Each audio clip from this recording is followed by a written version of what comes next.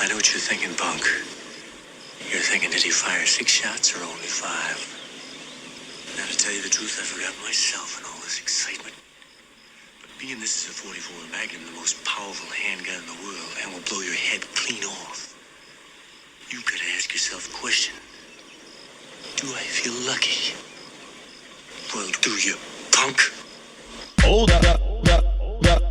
My views are my own. You heard it here first. You heard it here first. You heard it here first. Lightning round.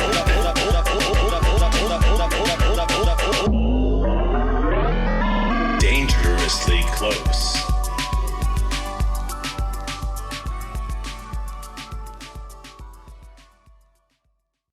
This episode is brought to you by William Mitchell Audio.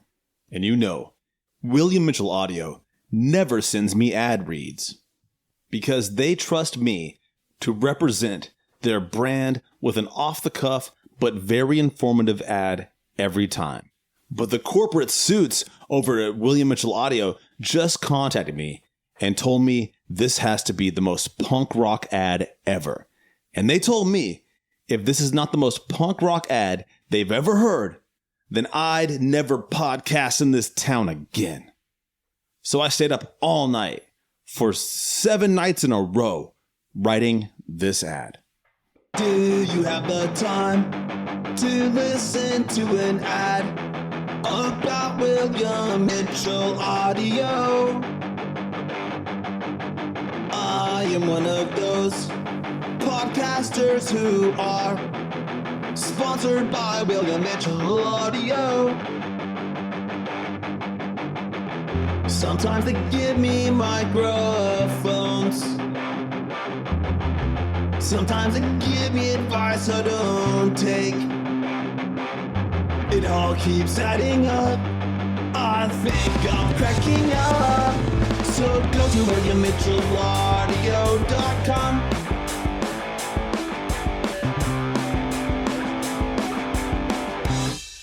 Go to WilliamMitchellAudio.com. My guest today is Nancy Barile.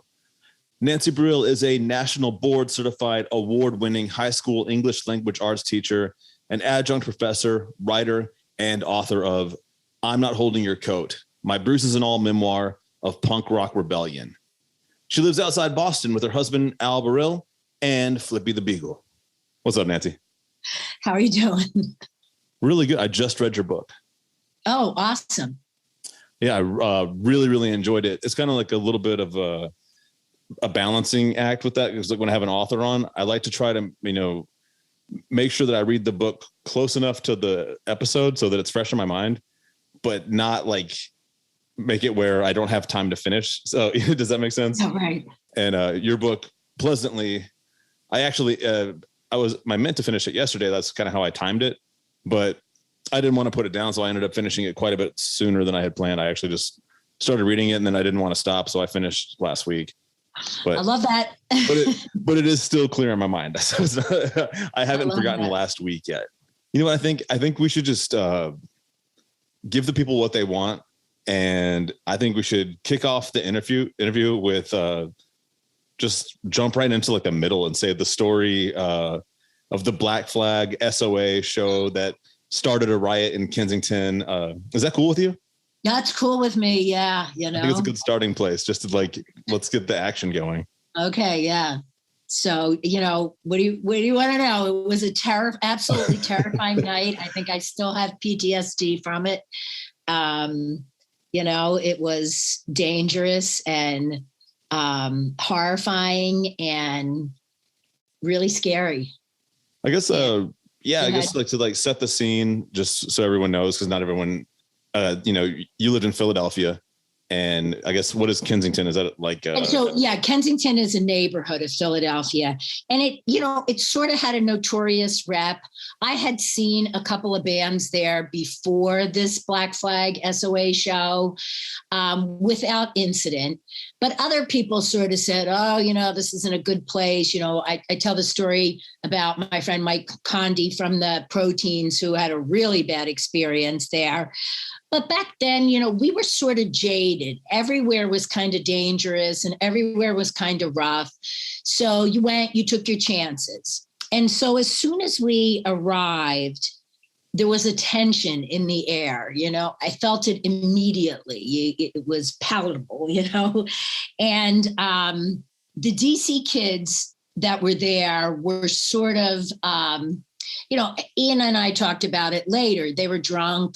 They were kind of looking for, problems. And I don't think that they quite realized where they were and what was happening. And so the neighborhood kids in Kensington are fiercely territorial. And the last thing that they wanted were punks in their neighborhood. And so they came into the venue and maybe a couple of maybe the opening act played and it started getting kind of rough in the pit, and they were taking cheap shots at the punks, and Philly punks are pretty tough. They were giving it right back, and the DC kids were giving it right back. And what happened was, it was a setup, and Ian and I talked about it years later. He was on the stage. He saw it happen. He saw some little kids come in. They threw some punches at the DC kids, and the DC kids chased them. Ian recognized immediately this is a setup. He said, he's screaming at everybody, don't go outside, don't go outside. But they did. And when they did, the whole entire neighborhood was there with bats and pipes and, wrenches and everything, just ready, to kill. And once they ran out, you couldn't run back in, because they were just lined up, everywhere. And the sad thing about the whole thing that I didn't like was that the DC kids didn't differentiate between the Philly punks and the Kensington kids. Kensington kids didn't differentiate between Philly punks and DC punks. And so it was just mayhem. And, I took a punch to the face that day as well. And I don't know if I was knocked out. I don't remember really. I just know that I used to carry mace with me, and I just maced anybody that got in my way till I made my way to the door. And all I wanted to do was get out of there. But we had taken the train there. It was an elevated train, and so we had taken the train there. So, we ran back my friends and I ran to the train, and it was like something out of the Warriors, we're just praying, will the train come, hiding between cars, waiting to hear it rumble over the tracks and get on the train and get home. And I can remember, literally making deals with God. Like, if you get me out of here, I'll never go to another show. I'll go to law school. I'll do whatever you want. Get me out of here. And so it was a pretty terrifying event. And it wasn't until years later that I found out how badly DC's injuries were from that night, with stitches and concussions and pipes to the head and, just everything. It was pretty bad. And we should not have gone back a year later to see the dead Kennedys, but just like also just for everyone to understand, like why, there were people from Washington, DC up there. That's because Black Flag had toured there and they had such their following was, yes. And they would go with them to another city or whatever. Right. It was supposed to be SOA's last show. And so that was one of the main reasons that DC kids came up for it. And I was already a little skeptical and a little wary of the DC kids because of the whole straight edge thing. I didn't know how I felt about that, I think I misspoke because I meant to say that was a big night because that was when Henry Rollins was going to join Black Flag. He hadn't joined yet. So he hadn't joined yet, but he did do a couple of songs with Black Flag that night. And so, there were a lot of DC kids. And I remember talking to some of the DC girls before the show, and I thought they were really cool and really nice. And I was excited. We were always excited when people came to town and, wanted them to have a good time and, but sort of backfired on us this time. It was probably the direct opposite of a good time. Wasn't there something to when the violence was reaching a certain peak? Did the police show up? Yeah, so the police showed up, and Philadelphia police at the time were notoriously corrupt, and everybody knew it. And so the cops did very little to help. And in fact, at one point, Ian had jumped in and was trying to break up a fight, and the cops started hitting him, and he was like, I'm trying to fix things. And then the scariest thing of all, of course, was when finally, there was a ceasefire and everybody left, and Ian went to start his car, and he was with Cynthia, and I think Cynthia's sister, Cynthia Conley, who was his, longtime girlfriend for quite a bit. They went to start the car, and the battery was dead. And by Ian, you mean Ian MacKay from Minor Threat. From Minor Threat, yeah. And so when he went to start the car, it was dead, and he was like, "Holy shit!" What am I going to do? And the cops were like, we're leaving in 10 minutes. And he was like, you can't leave us here. We'll die. Yeah. So he finally got them to give him a jump so that they could get out of Kensington. Their car ended up dying, under in an underpass in Philadelphia, but outside of Kensington. And they ended up having to spend the night in a park. Any other part of Philadelphia, at least, right? Yeah, in a different part of Philadelphia. And so, but they were just so relieved, I guess, to get out of Kensington. And I didn't know, a lot of this until, many years later about what happened to him. I knew he was there. And, when I took a punch in the face, it was from a DC kid. And so I sort of had a little bit of an attitude against DC kids after that for a while, until I met Al, and then Al and I went to a show in Baltimore to see Minor Threat, and Al introduced me to Ian, and he was a really nice guy. I could tell right away that he was, a nice, sincere, passionate person, and so forgot all about what happened to us. I very much enjoyed in the beginning. It's not really a foreword; it's the introduction to your book, and it was, the way I understand it, is more like you kind of interviewed him and then just took his answers to your questions, and that was the introduction. And I thought it was very thoughtful. It made me think of a lot of interest, like some of the language he used. I'd never really heard anybody say those exact things before, and I thought they were very thoughtful. For instance, and I think this might even apply to what we're talking about here, like this scene where there's not unity at that time, and there's people are fighting just because they're from different cities and whatnot. But he was saying that a lot of what punk rock, the music, was just the currency of the culture itself. Is that? Yeah. That's, I went to him because, hardcore and punk permeated so much of my life long after I was out of it. Like, I was out of hardcore in 1985, but I kept coming back to it for the next, 30 years. And I kept saying, like, why is it so important to me? Why did it inform who I became as a person, a friend, a wife, a teacher? And so I went to Ian because he had still been in the music business, and we had been at a couple of the same events, the SOA show, the Buff Hall show. And I wanted to get his take on it. Why am I still talking about hardcore and these shows and these bands 40 years later? And so that's why, we've of course remained friends for years. And, he would call Al for, time to time, and Al would call him, and they would talk.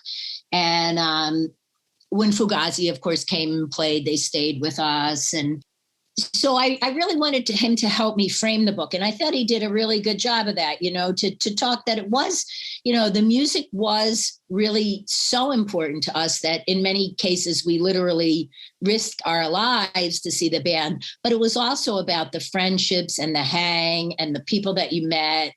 And that, to me, is also a really big part of punk and hardcore that I still carry with me today. And I still am friends with a lot of the people that I met 40 years ago.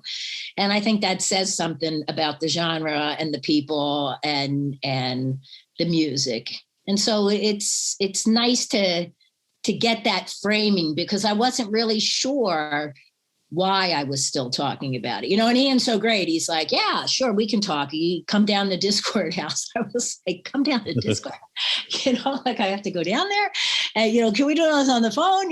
But it was really a fun day. And I got to, hadn't been to Discord house. And so he gave us the tour, and it was great fun. And is that a recording studio? It's not. It's where they practiced in the beginning days, and it's where, all the magic happened in the beginning days of Discord. And the record company is across the street now. I think it was a glass company or something that they bought out. And so, getting your picture taken on the steps of Discord house, it's sort of, the iconic Glenn Friedman photo where they're all sitting on the porch, and all that stuff is still there. The lawnmower, the skateboard, everything is still there, kind of untouched. And that's cool. And by time. Yeah. And the house is really cool and welcoming, and he just couldn't have been nicer. And, we flew down in the morning and we flew back at night. And I have some relatives and friends in Arlington that met me there. And, we went they picked me up there and we went out to dinner, and then I got jumped on the plane and came home. So it was really, probably the best day of that year. I think my girlfriend and I said everything went perfect. We didn't miss anything, no flights or anything. So everything was great. And he did, what he told me was perfect. And it really did help frame the book. And so I'm really honored and happy and so grateful that he gave me that to help launch the story. Yeah, because that's and I agree entirely. Like, it's that introduction so important, because you do begin the story very early on, and it helps, just to hear like his thoughts on hardcore and punk and like the culture itself, because you begin kind of like very early on for yourself, and also in a lot of ways. One of the themes of your book is how punk rock influenced the way you approach education, because you're an educator now. And, but obviously growing up in a Catholic school is a major factor. And the thing for me, when I was reading your book, is I just have to say that my great aunt Jeannie was a Catholic nun, and, but she's probably the nicest person that I've ever met. So, obviously, I was surprised when you said that when you were a kid, a Catholic nun was the scariest person in the world to you. I wasn't raised in any kind of religion. So the only really Catholic nun that I ever really knew was my great aunt. And she, I just thought she was the nicest. I was like, oh, all nuns must be very nice. But then I read your story. Would you mind just sharing just a little bit what it was like growing up with that kind of education and that culture? Yeah, some of the nuns were really nice. Like my first grade nun was really, sweet and helped sort of feed my intellectual curiosity and my desire to learn. She was really great. Everything was really great until I had that nun sister Alice in 8th grade. And she was she was a terror, she was obviously, in advanced age and probably in the throes of dementia. But no one, back then, no one really questioned what the teachers were doing. Our parents figured if you got in trouble, it was your fault. You did something wrong, very different from the way it is today. And so I remember there was like one girl who her mother was like, what's going on in this classroom? Because we were all so terrified of this nun, and she was so mean. To this day, one of the meanest people I ever met. She would make kids cry just for sport. And it sort of began my rebellion. And the first time I ever realized that an authority figure isn't always right. and isn't always good and isn't always looking out for my best interest. And I do sort of pinpoint that as the beginning of my rebellion against authority and questioning things like, well, wait a second, this isn't right. And so, maybe things would have gone differently if I didn't have Sister Alice as my teacher. Maybe I would have been a nun. Who the hell knows? But you know what? I don't know why this just popped into my mind, because a moment ago I was just saying that I only, because of my personal, like my family member, I always thought of of nuns as being very nice. But I do recall that scene in the Blues Brothers where they go back to their Catholic school and the nun starts beating them with a ruler. I do have a question though. Is that a thing? Do nuns, did they hit you with a ruler? Is that out of reality or yeah, no, they did in my school. And I remember I used to bite my nails, and the nun, that particular nun, Sister Alice, would come around and you had to hold out your hands. And if you bit your nails, she hit you with her. They used to have rosary beads on like their belt, and she would whack you with the rosary. Why? I don't know.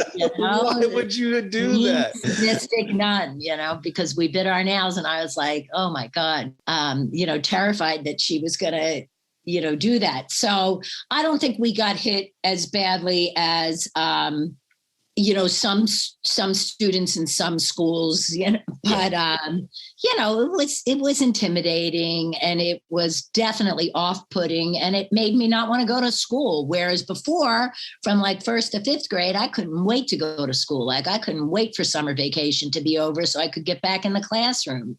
And that all changed after 6th grade. I had a very similar timeline.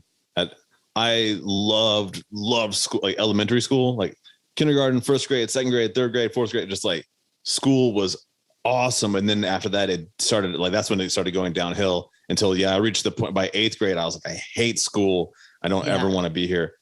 But I suppose like what you were saying earlier with Sister Alice and, confronting for the first time that a figure of authority is not, is potentially not just wrong, but like, even to the point of cruel.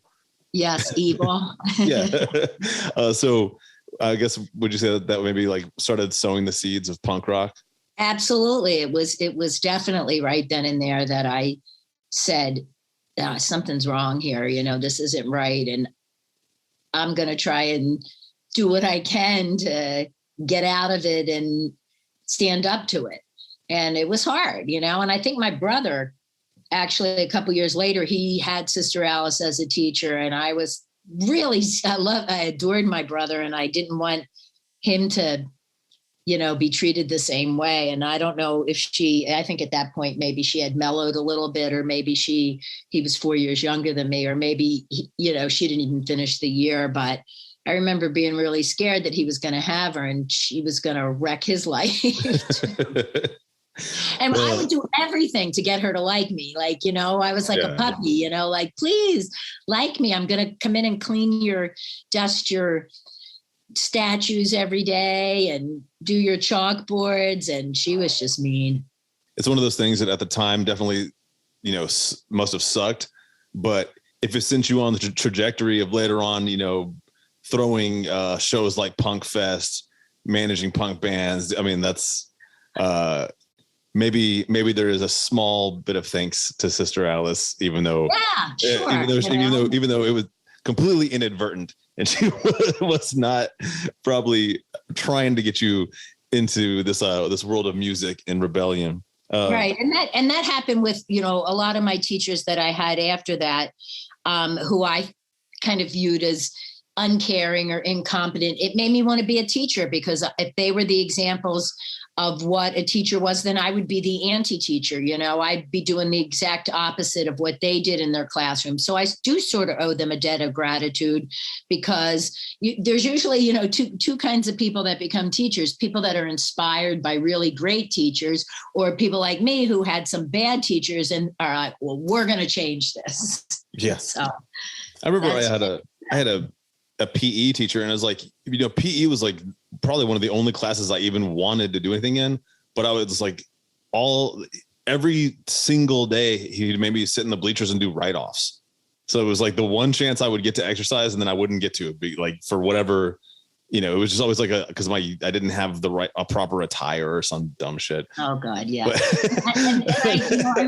I remember all those things where they, suck the fun out of learning or the school experience. And so sometimes I'll be in class and I'll be so angry with a kid or something. And then I have to stop myself and be like, okay, don't ruin this kid's love of learning because because you're in a really bad mood and he's done something silly or stupid. So I think that's one reason that I am a decent teacher is because I do remember what it was like to be a kid, even though I'm old as dirt. So, and I guess continuing on your journey and, at this point, I'm sure like becoming a teacher is still like the farthest thing from your mind. Cause I guess when you got after you got out of school, you decided to go join corporate America and start working at a law firm. But at the same time, that's when you were becoming totally a part of punk culture. Did that feel like you were living a double life sometimes? Absolutely. 100%. It did, because this was the time, that you had to dress a certain way. Women were supposed to wear dresses to work. And I can remember getting called into the office because I was wearing, I think I wore corduroys or something with boots, and they were like, "Oh no, like you can wear slacks, but or wearing like black jeans or something, like you could not do that." And I would dye my hair sometimes a color on the weekend, and then dye it back before I went back to school. And I remember one time I had dyed my hair pink, I think it was, and I went to work and I couldn't get all the pink out, and one of my girlfriends calling me in the bathroom being like, "Yo, you got pink in your hair. Like, let me put it up for you so that you can't see it." And then I forget how we found out you're supposed to use dishwashing detergent on it to get, someone told us, use dishwashing detergent and that'll take the pink out. And so then I went home and did that and it worked, But if you had pink hair, you would get fired. Whoa. So damn. I was really lucky that I was really good at my job. And I made sure that I learned so many positions. Like I could run the copy machine. I could run the switchboard. I worked in word processing. Like I tried to make and I was never out, even though I was out till, all hours of the morning. That Catholic school guilt got me. I always went to work. So I was never absent. And so I think that, I just endeared myself to my bosses so that they liked me and they would look the other way if I looked a little different than everybody else. And mostly everybody was, really, really nice to me. And I tell the story in the book about when I had black eyes twice in 1 year. And the attorneys called me into the conference room and I thought I was getting fired. I was terrified. And they were like all my favorite attorneys. And they said, we know your boyfriend is beating you up and we want to help you. Now, at that time, that was pretty radical of them to do. Most people just, minded their own business and didn't, and I was so moved by their concern that I just started crying, which made them think that I didn't even have a boyfriend at the time. I don't think, and I was just so moved by their concern for me that I just started crying. But things like, I think, one black eye was from the DC thing and another one was from a stage dive that didn't go well. And you couldn't explain that. It didn't translate to lawyers in a state corporate. I'm sure that they were nice guys or caring, they cared about you. But at the same time, like what you're saying, if you try to explain to them that you stage dived and hit the concrete floor, they're going to be like, that sounds like a made up story. That's not, it sounds like saying I fell down the stairs. And I think that's what I said, because I knew it wouldn't translate. So I think that when I went the second time that I had the black, I don't know what I said the first time, but the second time I think I said I was in a car accident or something, just because I knew it wouldn't translate. I wasn't even going to try to explain. Yeah. And so they saw that as a lie, which of course it was, but so only because the truth was more strange. Exactly. At least they'll understand the lie. That particular stage dive, the one that where you like smashed up the whole side of your face and got a concussion. Didn't you like wake up backstage with a Jello Biafra icing your head? Yeah, Jello gave me ice, and he was like, "You're going to be fine. You'll be fine." was that like the first time you met him? Was like him trying to like ice your head after a concussion? Yeah, like actually met him. Yeah, I mean, I saw them play. They were on stage that night, and they were great.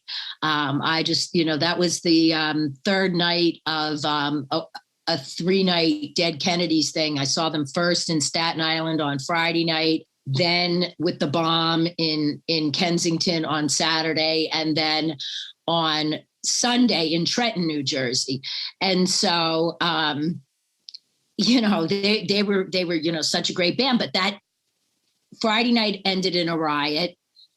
Saturday was the bomb. And so on Sunday, I was like, I'm just sitting over here on the side of the stage. And I was like sitting on the stage on the side. And that's when one of my friends ran up to me and said, let's do a dual stage dive. And I was like, sure. But before I even had time to set up or do anything, he had grabbed my hand and we went running, and he wiped everybody out, and I hit the ground, and it was bad.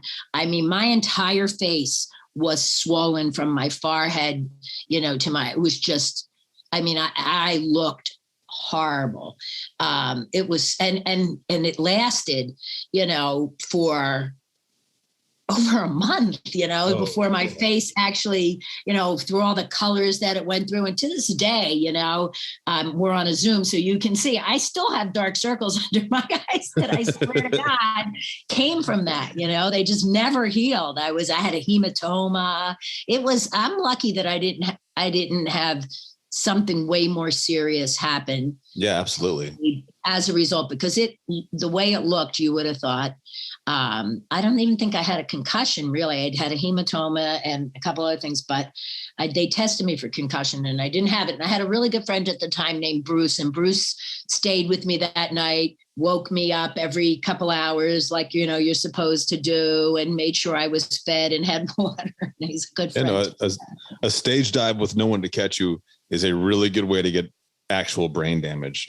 Yeah, really. And I saw it happen over the years. People break their neck and stuff. And I was really lucky that it wasn't a lot worse. And I don't think I dove after that. I think I sort of had PTSD, and I don't think I ever dove again after that. I've had a lot of mosh pit moments where I was like, this might be, like beyond serious injury. Like this might be like it for me. Cause I remember this one very super clearly. And I used to be like really, really skinny. I was a skateboarder and all I did was skate. So like I had, I didn't have any, like nothing in my body at that time. And I remember I was in a circle pit. It was Rancid. It was an outdoor show. So the circle pit was able to get huge because it was outdoors, just in dirt and mud.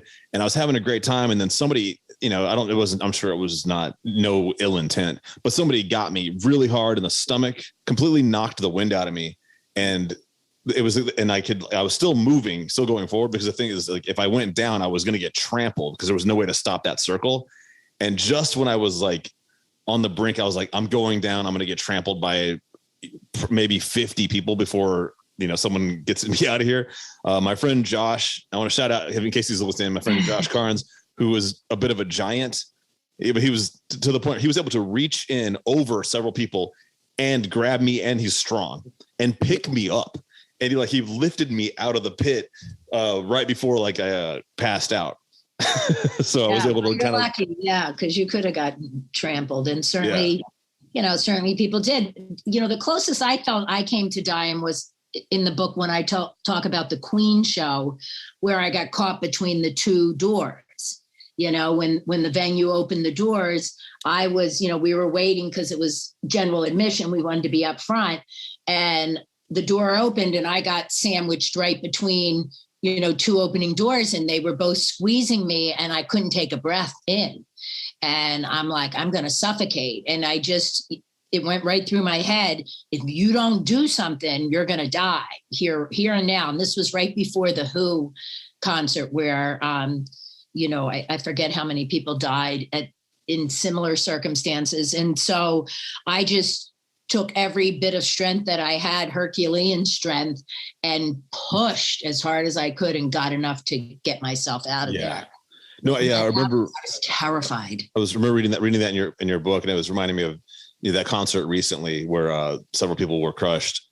It's right. Those massive, huge festivals like that. It's you really, people like need to have an understanding of scientific understanding of like the dynamics of that. But it's like physics, like people need to know that, and because how many people you can have in, you need release points, pressure release. I do want to share one other one. You just made me think of this one too. I was at a Melvins show, and the pit was like, it was really fun and everything was going great. There's one particular guy, I knew him. He was like he was at every punk rock show and every kind of, but he was just a bad guy. And he was always in trouble. I think he's finally locked away for good now, for the last thing he did. But he came up and he punched me in the face as hard as he could, and it knocked me, like, I don't know if it was all the way out, but it laid me out on the floor, and I got thrown out of the show for being the guy on the floor. And I was outside. I didn't have a shirt because my shirt was still inside, and I was throwing a fit to the bouncer and telling him to let me back in. I was like, he hit me. It's not my fault. And I wouldn't let it go. And the owner of the club finally came out and paid me to leave. he was like, I don't want you in front of the club doing this anymore. He's like, here's some money, go. And I was like, all right, deal. Okay, I'm so sorry that I took you down the road of me getting knocked out at the Melvins. I wanted to say, while you were holding down a 9-to-5, you also became a band manager and a show promoter and an event organizer. And I know to most people, like, that probably sounds like all you did was work. But I know that when you're doing what you love, it doesn't feel like that. I guess my questions really are, like, how did you pull that off? And specifically, managing a touring band and putting together shows like Punk Fest. Yeah, I mean, back then you had boundless energy when you're a kid. Even today, like I get home at 3:30 and I'm like, okay, I have a podcast. Like clear. It's like, and everything just seems so, oh God, I have to do this or I have to do that. But back then, I don't know, you just have boundless energy to do things. And I loved the guys in the band that I was managing, the Sadistic Exploits. They were all just, really great guys. And one of them was my boyfriend at the time. And we just wanted to make things happen. And they did happen over, large periods of time. It wasn't like we were booking a show every week. The first one was in October. The second one was in December, and then the next one after that was probably like April, so it wasn't like we were doing them constantly either, but you just had a lot of energy for that kind of thing. And I lived in the city, so I had no commute. My boyfriend lived with me at the time. So, we could go out and fly, or we could go do things together. And it was just fun. And it didn't seem like it took up, like it seemed like there were more hours in the day back then, I guess, Yeah. It doesn't seem the same as it is today, where I feel like if I'm going to do anything, like I have to schedule it and figure out what am I going to do the next day, like for my book parties that I have coming up, like if I have a party, like I take the next day off, because I know that I'm going to be too tired. And so, and that's probably because I don't eat right, or, I don't live I should be vegan. I should be doing a lot of different things with my life. But I just, I wish I had that energy of youth. When you're young like that, you just had that energy. I can remember going to see the Bad Brains on like a Tuesday night, getting dropped off in front of my law firm, putting my pantyhose on in the elevator and going to work and not thinking twice about it. Yeah. Hold up. It's time for another My Views Are My Own astrological reading. This week's horoscope is for Cancer. Hello, Cancerians. With the moon hanging out in your 12th house of release, you want to tune out the static of daily life and get lost in the moment. For the moon has connected with aesthetic Venus and motivated Mars in your 8th house of depth. I know what you're thinking. What if Mercury enters my 9th house of adventure and travel? Well, I wouldn't worry about that. For Karkinos calls upon you to fulfill a prophesized doom. That's right, Cancer. The great crab god Karkinos awakens from his ancient slumber, for a great blasphemy has disturbed his rest. Dwayne "The Rock" Johnson has angered Karkinos with his 2014 film Hercules. You might have forgotten it, but Karkinos does not forget. Karkinos commands all Cancerians to demand that Dwayne "The Rock" Johnson apologize for his affront and denounce Heracles at the altar of Karkinos, or Dwayne "The Rock" Johnson must be cast into the sea. And don't forget that self-care is important, Cancer. So remember to take some well-deserved you time while you fulfill the oath set forth by your birth. And now back to the interview. No, yeah, I when you say it like that, I do remember like when I was much younger, when I was always in bands, and we would do things like, drive several hours to get to the thing and get there and find out that the slot we were supposed to play is gotten pushed back, and then have to hang out, until so late that we're like, well, we're not going to get home until dawn. And then I got to be at work. That happened frequently, but yeah, you're right. It didn't bother me today. I would not put up with it. I wouldn't do that now, but yeah, when I was, in my early 20s, I was like, hey man, that's what I got to do. If I want to be on stage. It was a lot of fun, like you just had you had a good time, and sleep didn't seem to be as important, or you grabbed a nap here or there. And it was just fun. And I feel really grateful that I came up that way and had that experience, because once you're old and you can't do those things, at least you can look back and say, damn, I had fun. Yeah. Well, so yeah, I know what you're saying. Yes. And especially like when you're having fun, the energy also generates from the fun itself. So absolutely. I totally get how, you will be able to take your band, the Sadistic Exploits, get to another city, play a show, get back, go to work, because it was worth it. But you did another thing too that was, kind of groundbreaking in Philadelphia at that time, because there had never been a punk festival. And like you were saying, there weren't like a lot of clubs that were for your scene. So you went and you rented out the Elks Club. Yeah, the Elks Center. And that was, so there were if you wanted to see a band, you had to see them either, the Tower Theater, the Spectrum, which our bands weren't playing there, or you had to see them in a nightclub. And not everybody was old enough I wasn't old enough at the time to get into a club. So some friends of ours had rented the Elk Center to do a show with Pylon. And then the next night, I think, was Bauhaus. And I remember I went to those shows and the venue was really cool, and it was the Fraternal Order of Elks, but it was all black because the Black Elks were not allowed in the White Elks at the time so they created their own venue. And it was an incredible place where over the years from like the early 1920s, they had done jazz shows and boxing matches and had incredible singers there. Bessie Smith had her funeral there. It was a really historical place. I didn't really realize that when we booked the place, but the Elks were old. They were the old black men who were like our grandfather's age, and they were really nice to us. There was the venue upstairs where the punk bands played, and then there was a bar downstairs where if you had your hand stamped or whatever, you could go down. And the Elks were downstairs, and they were really accommodating and really nice and letting us be part of their community. And I'll always be grateful to them for that. And that venue was a really, the acoustics could be bad and the sound could be rough. Yeah. But I saw some, not just my shows, because other people started doing shows as well. Like my friends in the band Autistic Behavior did the first Bad Brain show I ever saw was there. And that was transformative.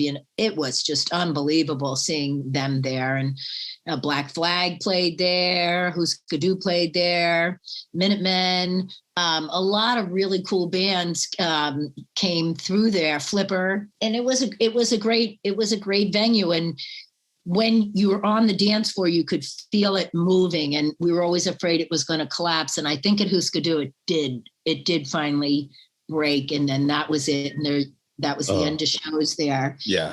That was after I had moved to Boston. And then they ended up tearing the place down, which is a shame because it should have been, I think it's an old age home now. Punks in Philly always laugh that we should all go stay. Go live in the hills. Go in there. But it should have been preserved for what it was for the Black community at that time, and everything that it did. Because when I did my research on it, it was really a great place in those years from the early 1900s, straight through. So if that's not a historic site, then what is a historic site? Right. But just to go back, you might have just mentioned this, but I think one of the inspirations for you guys going and getting involved with the Elks and renting their PA and doing that was because you wanted an all ages venue. Is that that was kind of the main motivation, right? That was the main motivation. Yeah, we wanted to bring the music to the kids. And when we booked that first Punk Fest, and I mean, we worked our asses off. We put flyers everywhere. You can't even imagine. We put those flyers, you could see them for 15 years after that, because we paste. Yeah. Doesn't come off. We had flyers everywhere. And we weren't sure because the punk scene was so small back then, and we felt we knew all the punks in the Philly, Jersey area, and we weren't sure, who would come. And I just remember that first night looking out and with the bass player of Sadistic Exploits, Robbie, and him saying holy F, the line was just down the street of people, and there were just so many people there. And at the end of the night, I say in the book, how they asked me to come up on stage and thank people. And I had never even spoken to a microphone before, looking out over the crowd. Oh man, it was this tremendous sense of celebration and accomplishment. It was probably one of the happiest days of my life, in all seriousness, if not the happiest day of my life, because we had worked so hard to accomplish this goal, and we pulled it off really successfully. And it was a huge success. Everything, there was a couple little things that went wrong, but most of it went off without a hitch. And it was really empowering for me to see that happen. And I couldn't wait to do another one. The all ages club, not just in punk rock, but in whatever, is it's a thing that must exist, when I was a kid, I was a teenager, we had an all ages club called IndieNet, previously called Lucy's Record Shop. I don't know if you might be familiar with some of that, just if that ever, those names made it all the way up to Philadelphia, but maybe not. Even if I didn't have the $5 to get in, which frequently I didn't even have $5, but I would show up anyway, and I would just skateboard out front or sit out front and just, it was I had to be there even if I couldn't make it inside of the building. It didn't matter. I didn't have to be inside. It's Friday night. I didn't have a car, so I would skateboard 5 miles to get there. Yeah. That's why I go to shows now, because I want to see my friends. It's like a high school reunion every time. If somebody's, TSOL or Flag or someone is playing, we're going to go see the Circle Jerks when they come, and Negative Approach. And it's just, it's so exciting to see and fun to see the people that I haven't seen in so long, especially with the pandemic. So I'm really that's in a couple of weeks, and I'm really looking forward to that. And I guess, so following along with the timeline of where we're at now, you're doing all this stuff, like I was saying, with the managing, and mayhem and violence is still a very real factor that you have to deal with. earlier, you were just talking about those Dead Kennedy shows, and specifically like the bomb situation, which we didn't really get into yet. But can you tell the story of the Dead Kennedys concert when some local residents attacked the venue with a homemade bomb? Yeah. So that was the night before I went to Staten Island to see SSD Control and DOA and the Dead Kennedys play. And that show ended in a riot. So then the next night I came home, took a nap, and I was excited because my little brother was coming down, and I really adored my little brother. And I wanted him to see the Dead Kennedys. And it was a scorching hot day. And there was, of course, I don't think any air conditioning in the venue at all. So we were sitting out front. And remember now, SOA had happened a year before. And I figured, wow, that was a year ago. Like, that's long in the past. That's ancient history. And my brother and I were talking, and he was in the middle of a sentence, and I saw this car pull up with 4 guys in it. And I didn't like the looks of the car. You know, I had a certain amount of street sense by that time from living in the city. And I thought they were going to do a drive-by shooting. I just grabbed my brother and I said, run. And we ran down the street, and they threw a homemade bomb, a stick of dynamite, ball bearings, and BBs into the crowd of punks that were standing there. I remember one girl got her heel blown off. There's blood everywhere. People had ball bearings and BBs embedded in their arms and their legs. And, you know, we were like, oh my God, like, I mean, that's an act of domestic terrorism now. Yeah. I don't, you know, when. If you did that now, ATF would be so fucking all over. Those guys would not have, they wouldn't have made it through the day without being. Yeah, I don't even think we could get the cops to come, you know? So we ran back into the safety of the club. And I remember the venue, the manager of the club, like barricaded the door, and Jello being up on stage looking at the porthole windows saying, did you ever feel like you're on a sinking ship? It's like, yes, I do. And I was so scared. And my friend Victor, who was one of the toughest guys I ever knew, he was just like, stick with me, because if anybody looks at me more than 2 seconds, I'm banging them out. And I was like, okay, I'll stay with you. But I just wanted my brother, you know, I just wanted to get out of there. Really, at that point, I didn't even care about seeing the Dead Kennedys because I was scared. And, you know, they played a couple songs and it was good. And then somebody sprayed a fire extinguisher, so you couldn't see anything. And then I just thought something nefarious was really behind all that and I was just like, somebody had a pickup truck or a station wagon, I forget which it was. And I was like, can we ride in the back? Get me out of here. And so they let us ride in and then I was like, I make a promise, a vow, I will never return to Kensington. And that is a promise I have kept.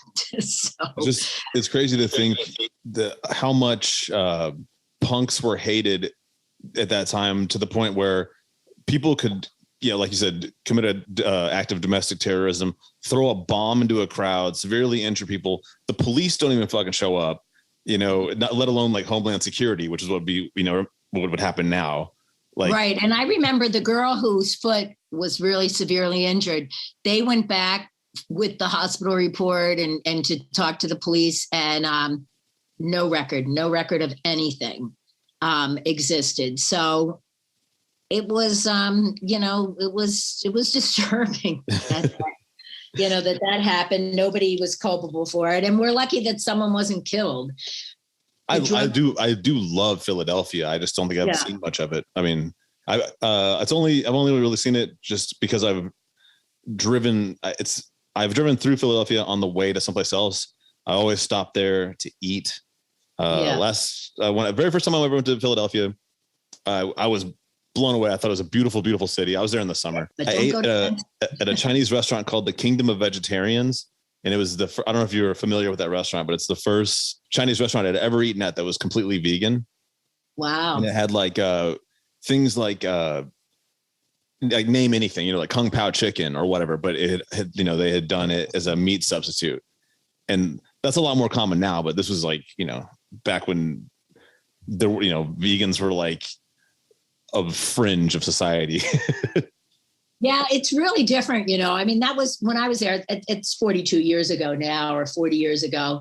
And so I've been back a few times and I can't believe how much the city has changed, but Kensington is still pretty scary. They have a very bad drug problem. And my goal is when I retire in 2.5 years is to move back to Philadelphia. I would really like to do that. I have to convince Al, but he hates the weather. The weather up here is rough on him. And I was going to say the weather's got to be a big factor of wanting to. Not that it's warm in Philadelphia. Yeah, well, it's warm compared to where we are, right in the ocean, right on the ocean in Boston. So, I would like to go back. I really would. And I always, when I see those videos of Kensington, I think, I'll be retired. How could I help? How could I, maybe I will go back and do some volunteer work or something to help those people, because it's really sad when you watch it. It's what drugs have done to that community. So I guess speaking of, actually, you know what? I don't want to spoil it. I'm gonna let you tell the story. But aside from your experience, the two experiences in Kensington that we've brought up, the bomb, the riots, all that stuff. Otherwise, you were having a great time in Philadelphia, from what I could tell from your book. The scene was cool. You had, it sounded like just fun was around every corner. But you decided to move to Boston. Why on earth would you do that? Because I was in love. I had met Al that July 1982. I bought the SSD Control record, and I wanted them to do a show. And on the record, on the insert, it said SSD wants to play your city, and there was a phone number. And I called the phone number, and I ended up talking to Al. And I remember I didn't even know I was talking to Al when I was talking to him for 4 hours. I remember looking afterwards on the insert and saying, "Ooh, he looks so big and scary to me." At the end of the call, I could tell we really had a good conversation. We were on for hours, which was really expensive back then. And he said, "Why don't you come and see SSD Control play with the Dead Kennedys in Staten Island? I'll put you on the list." And so I didn't know how I was going to get to Staten Island from Philly, but I just said, "Yes, I'll be there." And then we met in Staten Island that night of the Dead Kennedys show when they played, and boy, SSD, they were just so good. I remember somebody compared it to standing too close to the railroad tracks, and I thought that was a really accurate description. They were just great. And he came and visited me in Philly, and I came up to Boston, and we were just in love, and we were like, one of us has to move. And I really didn't have a career that I was tied to in Philadelphia. I didn't really want to be working in a law firm. And he was at the time a machinist at GE and had a pretty decent job. He had gone through a training program and stuff. So he said, one of us has to move. And I said, I'll move. My parents were pissed. They were like, "You're moving for some guy and you're not even engaged." They were really upset with me. But, because we met in September and I moved in December. But it was, that is love. That's some love at first sight actions. Right. And then, of course, many years later, my mother and father both would say it was the best thing that ever happened. Al went to school to be a mechanical engineer. I went back to school to get my teaching degree. And, things are pretty great up here, except that the weather is brutal. And so I would really love to move, and it's expensive. It's really expensive to live up here. Like I could sell my little 2-bedroom condo here and, live in the high life in Philadelphia with an apartment with a gym and a pool and everything if I wanted to. So I don't know if I'll ever convince him. He used to say he could never leave his sports teams, but now with all the channels that you have, he could watch his sports teams whenever he wanted. So I don't know. I don't know if I can convince him. He wants to go to San Diego, but I don't have any, I have some relatives there right now, but they're military and they'll all be probably moving. So I want to move where my friends and family are. So we'll see. Sure. Although I do love San Diego. Yeah, me too. I do love it, but I just, if my relatives stay out that way, then maybe I would consider it. But I I don't know. I would love just to be back in Philadelphia with all my friends. And I'm excited. I'm going to see them all at my book party on is April 23rd. And there's like 200 people coming. It's insane. I don't know. It's mind blowing. Joe Hardcore is promoting the show for me. And I'm really excited for that, to see everybody. Some people I haven't seen in 40 years. So. Oh, yeah. Wow. Yeah. You know what, Nancy? I got to tell you something really important. We're getting dangerously close to the lightning round. Yeah. I had some other things I was going to bring up, but if people want to hear those stories, you're going to have to go read the book like I did. And let me say, it was a very enjoyable book. So definitely worth your time. But right now, me and Nancy have something so much more important to deal with. We've got to do the lightning round. Nancy, I don't know if you're familiar with how this works. It's the game podcast, or the game portion of this podcast. I ask you a bunch of questions super fast. You got to answer them. You do not have time to think. You got to it's just rapid fire. And okay. I will say this is objectively not fair. This happens occasionally to some of my guests when I start getting really into Jeopardy again. It's been a long time since that's happened. But I just recently have been watching the College Jeopardy that's been hosted by the girl from Blossom. I can't remember her real name. So you ended up being one of the random guests that gets a Jeopardy version of the lightning round. So, but you know the rules. So I got to answer in like a question. Yeah, I'm going to give you the answer. You give me the question. Oh God. And it's also not fair to get this. It's not going to go well. I'm terrible under pressure. It's also not fair because a lot of times people get a lightning round, and every question I ask them is just a subjective question. It's just really just their opinion. Sadly, that doesn't work for Jeopardy. So. Yeah. I don't want to go well. Go ahead. Give it a shot. I have a feeling you're going to win. Are you ready to play? I guess. Okay. First category, punks in cinema. A movie that Henry Rollins acted in. It could be any movie that he did. All I know is he was on Sons of Anarchy. That's the only movie I'm not going to go. This isn't going to go well. I guess the most obvious one to me is What is Heat? He was in the movie Heat with Al Pacino and Robert De Niro and Val Kilmer. I thought that was actually probably the best acting I feel like I saw him do. He was, I want to say he was in Lost Highway, but I could be wrong about that. Moving on. It's okay. You're still on the board. This one's even going to be harder. All right. Oh, no, don't do it. Next category, musical theater. The best musical ever created, starring Tim Curry as Long John Silver.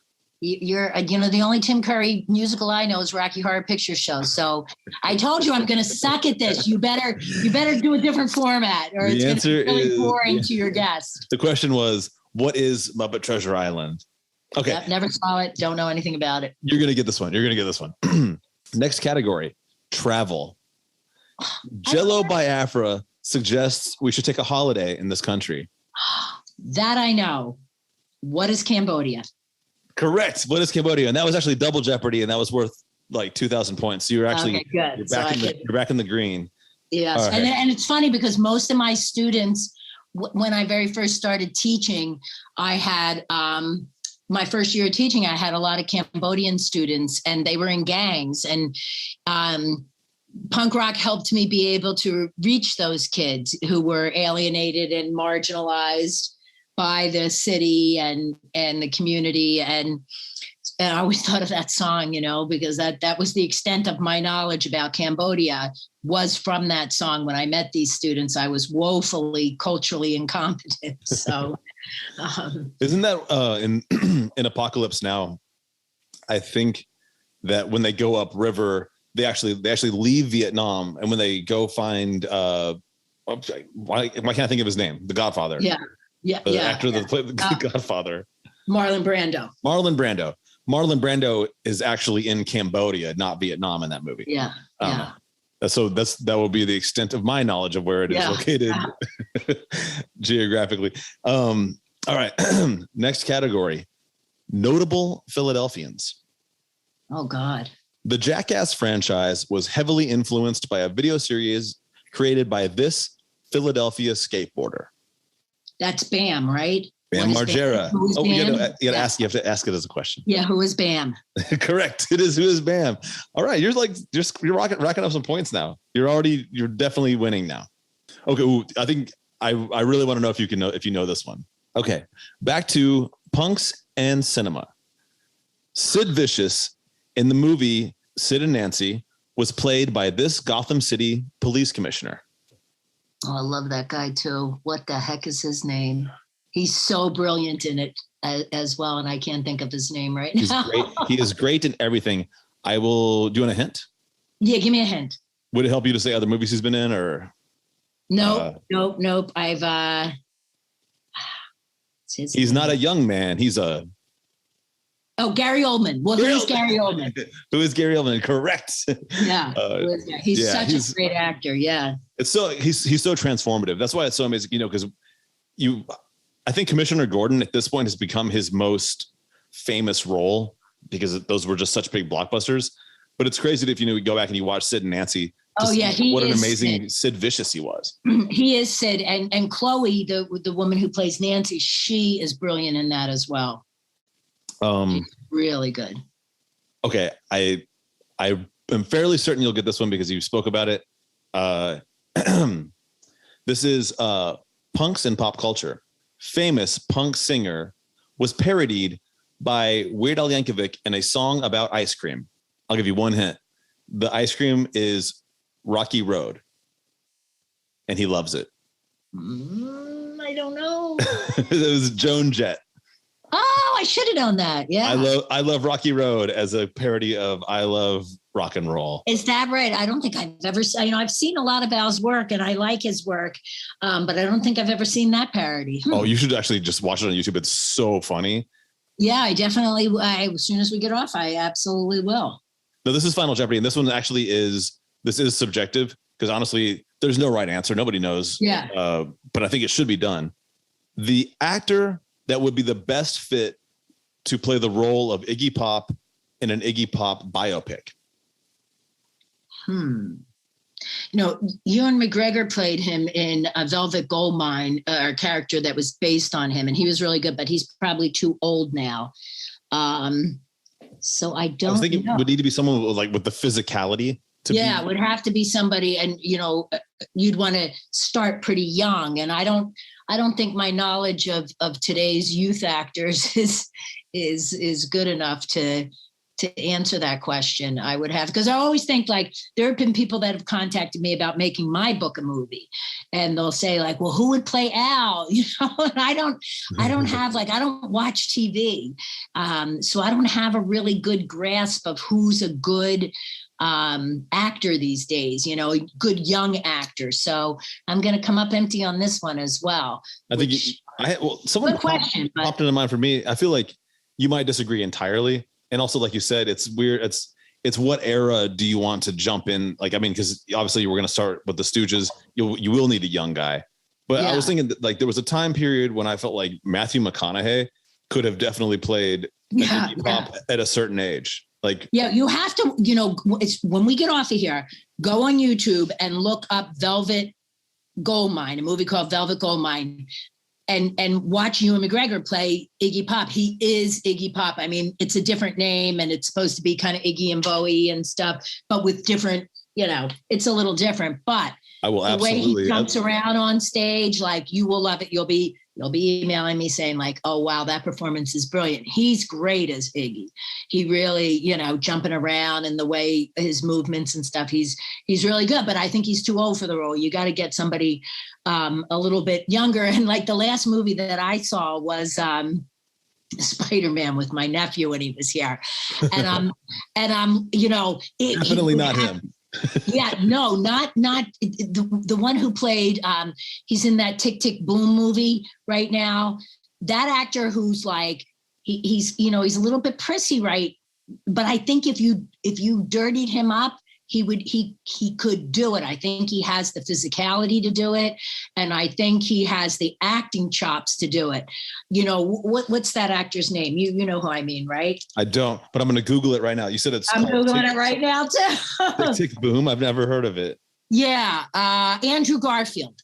Oh, that's a great, I So I forgot that. So I haven't seen the newest Spider-Man yet. Yeah. Okay. I am one of the people. I really like the kid that plays Spider-Man now. But before that, Andrew Garfield was my favorite Spider-Man. So yeah, and I think he's got the acting chops that he could do it. Yeah, he could play Iggy. He really could. He might need to put on a little bit of muscle, kind of like how Brad Pitt. Oh yeah, he would have to, but he's the kind of guy who would transform for this role. I think he could do it. So Hollywood, if you're listening, and I'm so stoked you said that, guys. I really do like him as an actor. He was great in Hacksaw Ridge. Hollywood, if you're listening, Andrew Garfield can play Iggy Pop, and you can use makeup. So as he ages, you can make him look like Iggy Pop, at any given time. That's the magic of cinema. I think he could do it. Well, I think that we discovered something really important on this podcast, and it's been amazing talking to you, but I can't let you go without asking you one last question. And I'm sure a lot of people are wondering this. Nancy, how can people follow you, check you out? Your book, how can they get a copy of your book? All the stuff, all the stuff.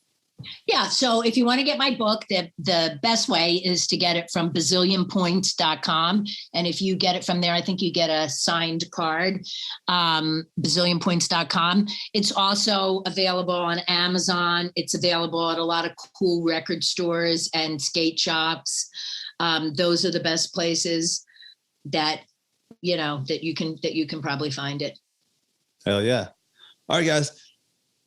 Run, don't walk to your computer and get I'm Not Holding Your Coat by Nancy Barile. I appreciate it. It's really nice of you. And it's great that you did this interview. I really am. I'm honored. Well, I was stoked because I think I just called you, or not called you. I just messaged you and I was like, hey, I'm about to read your book. Would you like to talk about it when I'm done? And you were very, very kind and you said yes. So thank you so much. And absolutely. Also, I know this was a work day. You were in a high school all day dealing with these kids, and you still took the time to deal with me afterwards. So I hope you have a wonderful evening.